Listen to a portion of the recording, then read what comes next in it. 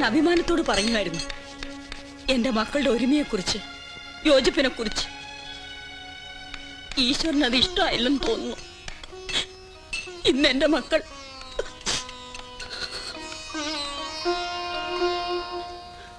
ഇനിയൊരു പൊട്ടിത്തെറി ഉണ്ടാകുന്നതിന് മുമ്പ് അത് നടക്കണം. പാലുകാഴ്ച ഒരു ദിവസം മുമ്പായാൽ അത്രയും നല്ലത്.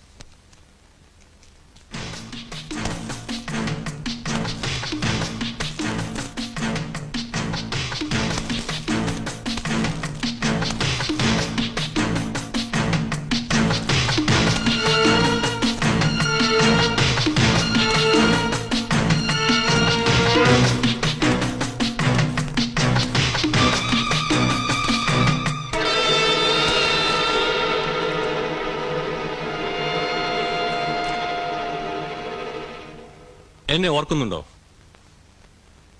മനസ്സിലായില്ല. 6-7 വർഷം മുമ്പ് കണ്ട മുഖമാണെങ്കിലും അത്ര പെട്ടെന്ന് മറക്കോ? ഇപ്പൊ നോക്കൂ. അന്ന് ഡോക്ടർ സിവിൽ സർജൻ ആയിരുന്നു കണ്ണൂരിൽ. ഒരു ദിവസം കോട്ടേഴ്സിൽ ഞാൻ സാറിനെ തേടി വന്നിരുന്നു.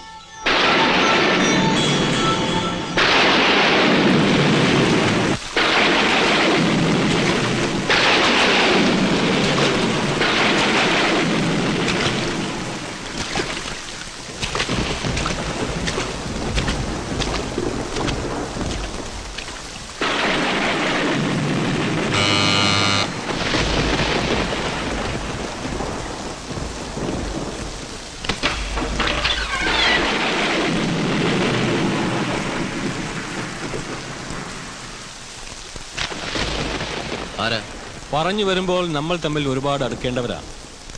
പുറത്ത് നല്ല മഴ. നമുക്ക് അകത്തിരുന്ന് സംസാരിക്കാം.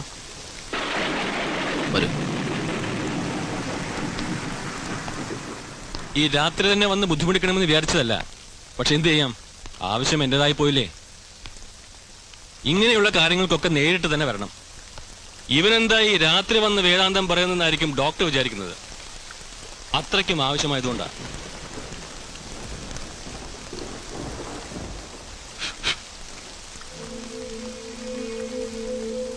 ഇനി എന്നെ പരിചയപ്പെടുത്താം. Abraham, Idicula Abraham. രാവിലെ ഞാൻ ഫോൺ ചെയ്തിരുന്നു. ഇപ്പോ അനന്തൻ സാറിന് മനസ്സിലായി കാണുമല്ലോ എന്റെ വരവിന്റെ ഉദ്ദേശം. മനസ്സിലായി, ശരിക്കും മനസ്സിലായി. ഫോണിൽ കൂടെ തന്നെ മറുപടിയും പറഞ്ഞിരുന്നാണല്ലോ. അതെ, ഫോണിൽ കൂടെ ഒരു തീരുമാനമെടുക്കാൻ കഴിയില്ലെന്നറിയാം. അതുകൊണ്ടല്ലേ നേരിട്ട് വന്നത്. ഒരു കയ്യബദ്ധം പറ്റിയതാ സാറേ. അവളെ നാട്ടിലെ മഹാപിഴയാ. വിലയും മാന്യതയുമുള്ള എന്റെ നേരെ ഒരു പീറപ്പെണ്ണ് വെല്ലുവിളിക്കാന്ന് വെച്ചാൽ ദേഷ്യം വന്നപ്പോൾ ഞാൻ ഒരു അടി കൊടുത്തു. ദേ കിടക്കുന്നു ചത്തു പണ്ടാരം. ആ നശിച്ച പെണ്ണ് കാരണം ഞാൻ കുടുങ്ങിയില്ലേ. ഇനിയിപ്പോ ഡോക്ടർ വിചാരിച്ചാലേ എന്നെ ഒന്ന് രക്ഷപ്പെടുത്താൻ പറ്റൂ. പോസ്റ്റ്മോർട്ടം റിപ്പോർട്ട് എനിക്ക് അനുകൂലമായി ഒന്ന് തിരുത്തിയാൽ മതി. ശരിയാ. പോസ്റ്റ്മോർട്ടം റിപ്പോർട്ടിൽ ഒരു ചെറിയ തിരുത്ത് വരുത്തിയാൽ അരുന്ധതി കൊലക്കേസ് ആത്മഹത്യയായിട്ട് മാറും.